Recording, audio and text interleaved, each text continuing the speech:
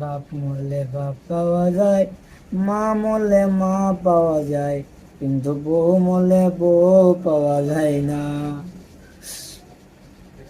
কথাটা বলার পরেই একজন লোক এসে বললো, হে বেটা, তুই এই কথাটা কি কইলে?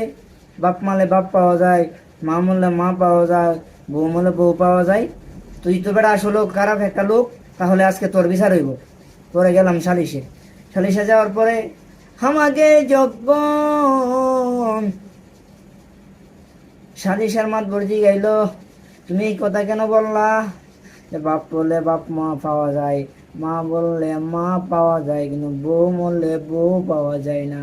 তখন আমি বললাম যে চাচা, যখন আমার বাবা মারা গেছে তখন আপনারা আমার সান্ত্বনা দিছেন যে বাজান তুই কান্দিস না, আজকে থেকে আমি তোর বাপ। যখন আমার মা মারা গেছে তখন আপনারা সান্ত্বনা দিছেন যে তোরা কান্দিস না, আজকে থেকে আমি তোর মা। কিন্তু যেদিন বউ মারা গেছে বাজান গো, ওই দিন তো আইসা কেউ কইলো না আজ থেকে আমি তোর বউ। তাই বলি বাজান, বাপ মরলে বাপ পাওয়া যায়, মা মরলে মা পাওয়া যায়, বউ মরলে বউ পাওয়া যায় না।